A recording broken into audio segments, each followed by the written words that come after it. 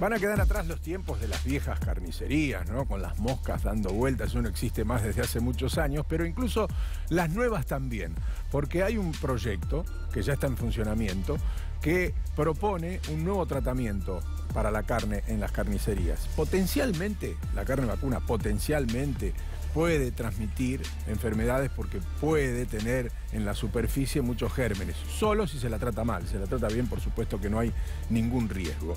Gerardo Leota es investigador y es parte de este proyecto de las carnicerías saludables, y a él le vamos a preguntar de qué se trata y de qué se diferencia fundamentalmente de una carnicería común. Gracias por venir, Gerardo. No, por favor, gracias por invitarme.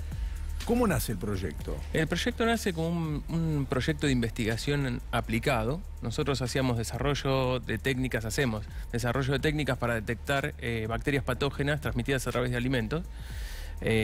Y bueno, lo que hicimos fue desarrollar las técnicas, validarlas, pero después lo que quisimos fue hacer una devolución genuina a la comunidad. Y en este contexto fue que decidimos ir a trabajar a la boca de expendio minorista, carnicerías. Y ahí ver de qué forma se trataba la carne y qué es lo que podíamos aportar desde nuestro lugar. ¿Qué vieron? Lo que vimos fue, primero, que las técnicas fueron maravillosas, sirvieron. Nuestras técnicas pudieron detectar una serie de microorganismos potencialmente patógenos, como vos decías. Y después, un paradigma. Una vez que encontramos esto, ¿qué hacemos? Tenemos que buscar una solución. Pero la idea es no dejar de comer carne, sino generar una mejora genuina en la boca de expendio minorista. Y para esto encontramos muchas falencias, algunas falencias, según el distrito, en las autoridades bromatológicas. No falencias por la autoridad bromatológica, sino por la política del Estado municipal de poder implementar este concepto de seguridad alimentaria para el consumidor, que muchas veces no es del todo concreto ni...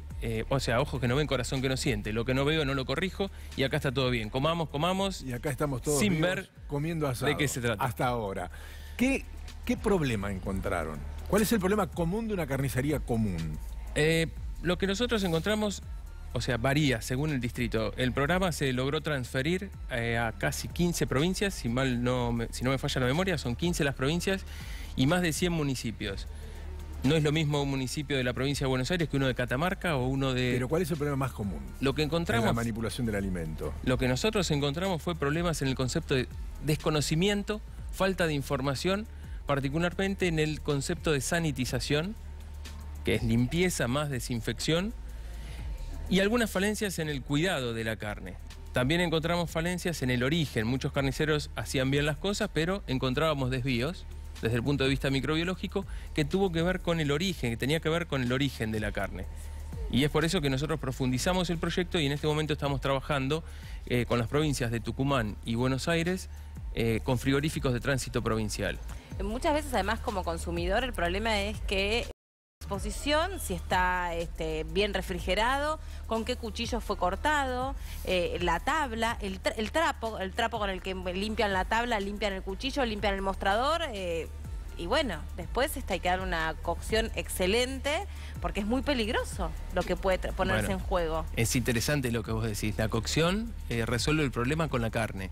Pero ¿qué pasa con el ambiente? Con la contaminación cruzada. ¿Qué pasa con la contaminación? Vos te llevaste un pedazo de carne a tu casa que puede llegar a estar contaminado. ¿Qué tratamiento le diste en tu casa al consumidor? ¿Qué información tiene? Poca, muy poca. Entonces, se contaminó la mesada. ¿Cómo trató esa mesada? Contaminó una tabla, contaminó una cuchilla. Las rendijas de la tabla. La heladera. ¿Dónde ubicás? Los anaqueles de la heladera. ¿Dónde ubicás la carne en la heladera? Abajo. Abajo, perfecto, sí, porque si lo ubicás arriba puede chorrear sobre alimentos que están listos para el consumo. Entonces, toda esta información es muy importante que llegue al consumidor. Es cierto. Hay una enfermedad que probablemente es la que más miedo que es el síndrome urémico hemolítico, que da el Escherichia coli, que está presente en la carne vacuna y que generalmente se la atribuye a la carne picada. En realidad no es solo de la carne picada, sino que está en la superficie de la carne. Y solo en las que verduras cuando también puede estar. vos picás la carne, eso que estaba, sí, también puede estar, eso que está en la superficie pasa a estar adentro y es un caldo de cultivo para el desarrollo del germen. Y de eso depende, por supuesto, no solamente la salud de mucha gente, sino también cómo tiene que ser tratada la carne antes de entrar en la picadora y cómo se tiene que limpiar la picadora para que se minimicen los riesgos, ¿no? Totalmente. Nosotros demostramos, o sea, hicimos un muestreo no solamente de la carne picada como alimento de mayor riesgo, sino también de las superficies. Ahí analizamos picadoras, tablas, cuchillas y manos de los carniceros. ¿Y qué encontraron? Y encontramos que hay contaminación cruzada. Y, por ejemplo, el Código Alimentario indica que la carne debe ser picada en el momento, y está bien el fundamento por el cual la carne debe ser picada en el momento. Sin embargo, está picada siempre, en muchos casos. Bueno, también incluso el en los código. supermercados. En los supermercados está aceptado por el código que se puede picar a granel, siempre y cuando se respete y esté las condiciones del procesamiento y está avalado por una autoridad sanitaria.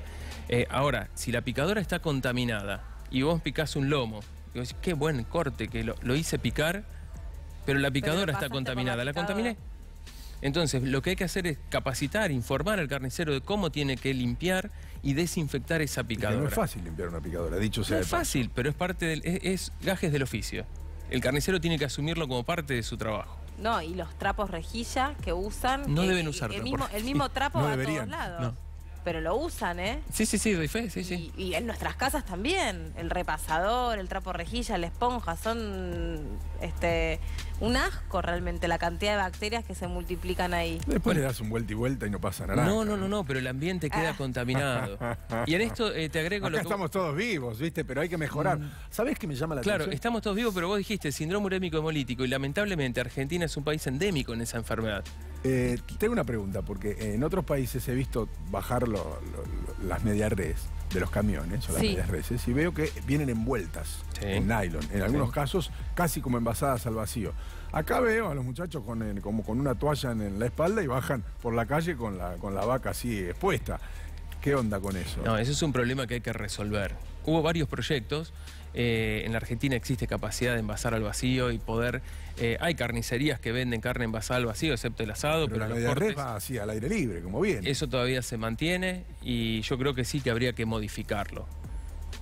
Respecto de lo que decías, retomo el tema de las enfermedades y síndrome urémico hemolítico, que si bien el principal reservorio son los rumiantes y en particular el ganado y por eso está asociado a carne bovina, en los últimos años hubo brotes en el mundo que estuvieron asociados con otro tipo de alimentos. Y en la Argentina se dio a conocer el año pasado que entre el periodo 2011 a 2015 hubo 39 brotes. Y de esos brotes, la mayoría tienen origen domiciliario. Y en segundo lugar, tienen que ver con los jardines de infante y con las guarderías. Entonces es interesante que el problema del síndrome urémico hemolítico, abordarlo de forma multifactorial, sin descuidar el cuidado con la carne, el tema de la carne, pero sin descuidar el manejo de las buenas prácticas de higiene, ya sea en el lavado de frutas y verduras, el manejo sanitario e higiénico en los jardines de infantes, aguas seguras.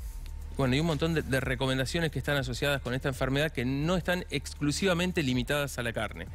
Con esto no quiero decir que no hay que tener cuidado en la carne, digo claro. que ampliemos la visión si es que queremos resolver el problema. Gracias por haber venido. No, por favor, Un gracias a placer. ustedes.